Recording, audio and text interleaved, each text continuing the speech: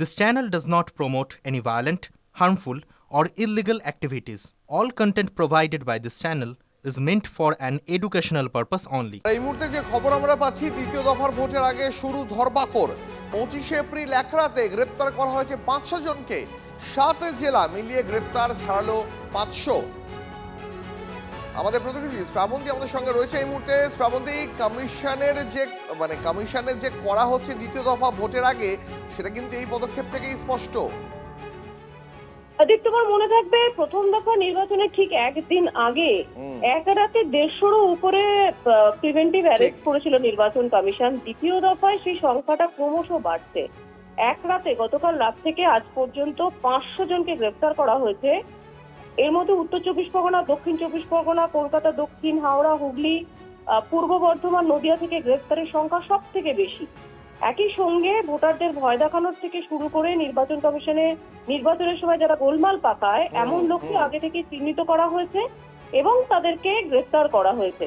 FIR ছাড়াই গ্রেফতার করা হয়েছে কলকাতা থেকে 7 জন এবং বাদবাকি জায়গা থেকে এই বিপুল পরিমাণ লোকজনকে গ্রেফতার করা হয়েছে। ভোটের দিন বা তার আগে পরে কেউ যাতে না হুমকি দিতে পারে তার জন্য এই ব্যবস্থা।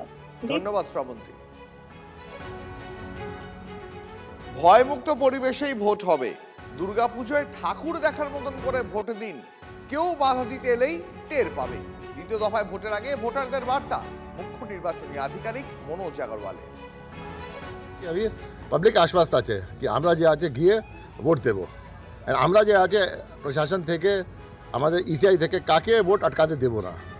যে এটা ভুল ভ্রান্তিতে আছে ভোট আটকে দেব, ও নিজেই আটকে যাবে। যেটা আছে ওই রকম পরিকল্পনা আছে। কিছু আমরা এক্সট্রা ফোর্স পাচ্ছি, এবার এক্সট্রা ফোর্স নিয়ে এক্সট্রা ডমিনেশন হবে এরিয়া। ডিস্ট্রিক্টে গুরুত্বপূর্ণ আছে, প্রত্যেক সিট আমাদের জন্য ইম্পর্টেন্ট আছে, প্রত্যেক ভোটার ইম্পর্টেন্ট আছে। এক এক ভোটারকে আমাদের রাইট দিতে হবে কি কোনো ও নেই, ভয় নেই, কোনো ভ্রান্তি নেই। যেটা আছে প্রত্যেক ভোটার গিয়ে যেমন পুজো আসে, দুর্গা পূজা আসে, প্যান্ডেলে যায়, এখানে ভোটার বুথে যাবেন, ভোট দিয়ে আসবেন, এটাই আমরা বলছি। নির্ভয় ভোট দিন, কলেজ স্ট্রিটে কেন্দ্রীয় বাহিনীকে নিয়ে প্রচারে নির্বাচন কমিশন।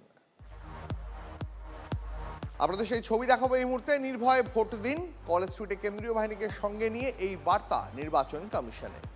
সেই ছবি দেখাচ্ছি আপনাদের এই মুহূর্তে। টুমরো স্টার্টস টুডে, ঠিক এরকমই একটি ব্যানার নিয়ে কেন্দ্রীয় বাহিনী এই শহরের বুকে লুটপাট করছে। 29 তারিখ দ্বিতীয় দফার নির্বাচন। আর সেই দ্বিতীয় দফার নির্বাচনই দেখা গেল যে কেন্দ্রীয় বাহিনীকে এই টহল দিতে ঠিক কলেজ স্ট্রিট সংলগ্ন যে রাস্তা রয়েছে সেখানে, অর্থাৎ ভয় মুক্ত হয়ে ভোটদানের জন্য বার্তা দিচ্ছে কেন্দ্রীয় বাহিনী। এবং এই মুহূর্তে তারা টহল দিচ্ছে। ঠিক ঘড়ির কাঁটায় যখন 6:30, ঠিক সেই সময় দেখা যাচ্ছে যে কেন্দ্রীয় বাহিনীকে কলেজ স্ট্রিট চত্বর দিয়ে টহল দিতে এবং একই সঙ্গে তারা বার্তা দিচ্ছেন যে ভয় মুক্ত হয়ে ভোটদান করতে। এবং একই সঙ্গে রয়েছে সাজোয়া গাড়ি, অর্থাৎ জম্মু কাশ্মীর থেকে যে সাজোয়া গাড়ি এখানে নিয়ে আসা হয়েছে ভোটের জন্য। আমরা দেখতে পেয়েছি যে বিভিন্ন সময় বিভিন্ন জায়গায় সেই সাজোয়া গাড়ি সেখানে টহল দিতে দেখা গেছে।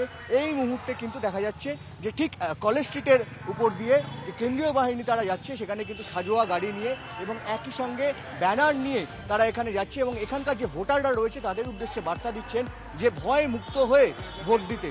এবং একই সঙ্গে সেই বার্তায় লেখা হয়েছে যে আগামীকালের যদি একটা শক্তিশালী নতুন দিন শুরু করা যায় তাহলে এখন থেকেই শুরু করতে হবে। এবং সেই বার্তা নিয়েই কিন্তু কেন্দ্রীয় বাহিনী যে জওয়ানরা রয়েছে, সেই কেন্দ্রীয় বাহিনীর জওয়ানদের এখানে দেখা যাচ্ছে যে তারা এখানে টহল দিচ্ছে।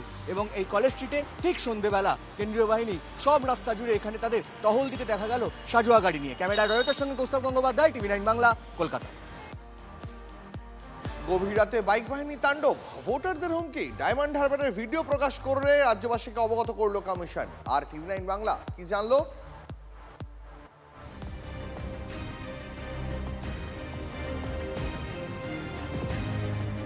ভোটের 72 ঘন্টা আগে থেকে বাইক ব্যবহারে কড়াকড়ি করেছিল নির্বাচন কমিশন।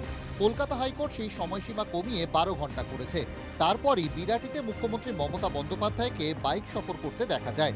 কমিশনকে খোঁচা দিতেই কি রাজনীতির রেশ ফুরোনোর আগেই অ্যাকশনে বাইক বাহিনী। দক্ষিণ 24 পরগনার মগরাহাটে বিজেপি কর্মীদের বাড়িতে হামলার অভিযোগ। গ্রামবাসীদের প্রতিরোধের মুখে পড়ে দুটি বাইক ফেলে পালায় হানাদাররা। এলাকাবাসীর ক্ষোভের মুখে পড়তে হয় উস্তি থানার পুলিশকে। ওই বাইক বাহিনীর টিম পুরোটাই আসে ইয়ারপুর অঞ্চলে, ইয়ারপুরের ধর্মতলার কাছে এসে আমাদের কার্যকর্তা সব্যসাচী তার ঘরের দরজা জানালা সমস্ত কিছু ভেঙে প্রায় 12-14 জন দুষ্কৃতী, তাদের প্রত্যেকের কাছেই বেআইনি অস্ত্র ছিল, তাদের কানে পিস্তল ঠেকিয়ে তাদেরকে বেধড়কভাবে মারধর করা হয়। নির্বাচন কমিশনের তরফেও একটি সিসিটিভি ফুটেজ মিডিয়ার হাতে দেওয়া হয়েছে, যাতে দেখা যাচ্ছে ডায়মন্ড হারবারে রাতে ভোটারদের ভয় দেখাচ্ছে বাইক বাহিনী। এরা তৃণমূলের আশ্রিত ছাড়া আর কেউ তো হবে না এই মুহূর্তে।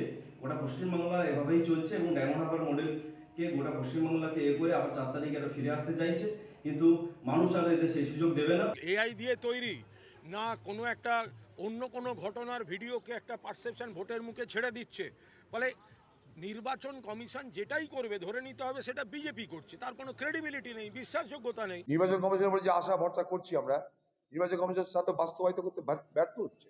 হয়তো ভোটের দিনটা বুথের মধ্যে কোনো গন্ডগোল হচ্ছে না, কিন্তু তার আগে পরে থামাথামি কোনো লক্ষণ দেখছি না আমরা পশ্চিমবঙ্গে। কমিশন কাজ শুরু করে দিয়েছে। রবিবারের মধ্যে ভোটারদের ভয় দূর করার নির্দেশ দেওয়া হয়েছে প্রশাসনকে। ডায়মন্ড হারবার মডেলও তৈরি। 1000 বাহুবলী দুষ্কৃতীর তালিকা তৈরি কমিশনের। সাসপেন্ড এএসপি, এসডিপিও সহ 5 পুলিশ আধিকারিক। কমিশন সূত্রে খবর, সাসপেন্ডেড আধিকারিকদের বিরুদ্ধে সাধারণ ভোটারদের হুমকি, পুলিশ পর্যবেক্ষকদের ভিডিওগ্রাফি করার অভিযোগ রয়েছে। বারবার বলা সত্ত্বেও পক্ষপাতিত্ব করা বন্ধ করেননি তাঁরা।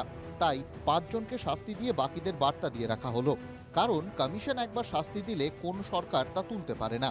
পাশাপাশি 1000 দুষ্কৃতীর তালিকাও তৈরি। প্রধানমন্ত্রী ইতিমধ্যেই ডেডলাইন বেঁধে দিয়েছেন। 29শে এপ্রিলের আগেই সব দুষ্কৃতীদের আত্মসমর্পণ করতে হবে। কেন্দ্রীয় স্বরাষ্ট্রমন্ত্রীও দুষ্কৃতীদের হুঁশিয়ারি দিয়েছেন, ভোটের দিন কেউ যেন বাড়ি থেকে না বেরোয়। এবার কমিশন দুষ্কৃতীদের বিরুদ্ধে কী ব্যবস্থা নেয় সেটা দেখতে আগ্রহী রাজ্যবাসী। শ্রাবন্তী সাহার রিপোর্ট, TV9 বাংলা।